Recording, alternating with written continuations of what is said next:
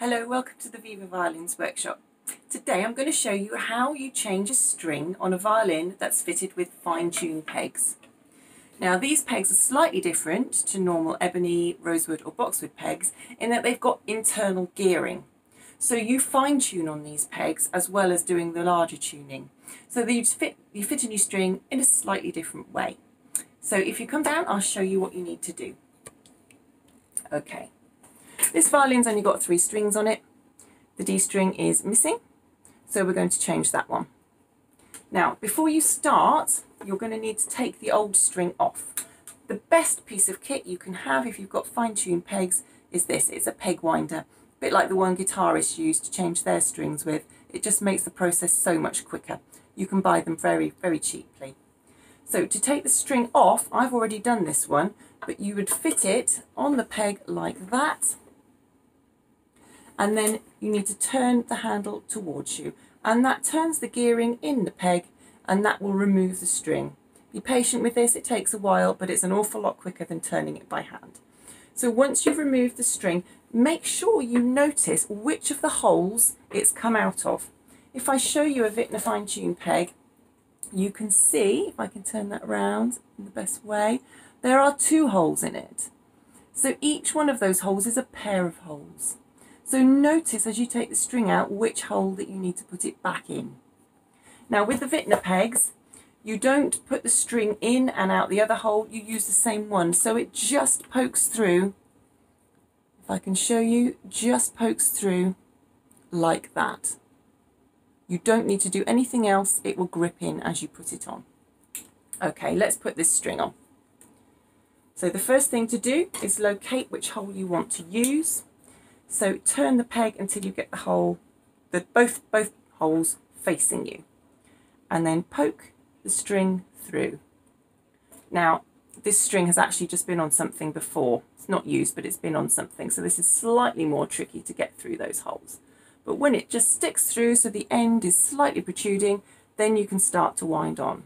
Now I start to wind on by hand, and then when I know that that's gripped, I can get the peg tuner, the peg winder, and carry on. Okay, that's now on. If I give it a gentle pull, I know it's seated in position. Now, the next thing to do is a really good tip. Always put graphite, a pencil would do, or I've got a fancy graphite stick. Always put graphite in your top nut here and on the bridge. And what this does is it cushions the string for when it's being tuned, and it will just prolong the life of the string. Really good tip to do. Now I need to wind on this a little bit more. You can see the ball end is a long way from the tailpiece. So I'm just going to carry on winding a little bit, and I'm going to keep a little bit of tension on that string as I do it, just to make it easier. Okay, that's slightly better. Now, you shouldn't have fine tuners on your tailpiece if you've got fine tune pegs, because you don't need them. If you have, that's fine, you can still use them, but it's much easier if you haven't. So if you've got the ball end there of the string, it needs to go in vertically, not horizontally. So the ball end wants to run that way, not that way. So poke it into your tailpiece. If the string is a bit thick to go through the slot there, you can use tweezers and just gently ease it in. Now I'm keeping pressure on this string all the time, and I'm going to carry on winding at the top. Now, I think I'm just about at the point where I can put my peg winder on. That's it, click it into position, and then wind it away from you. And you'll see the gearing turning away from you, and the string will be winding on. Make it as neat as you can. Now you can do this really fast, but I suggest that maybe slowly but surely is the better option. And just keep going until the string get some sort of tension. I've still got a little way to go. The string is still a bit loose, so we'll carry on.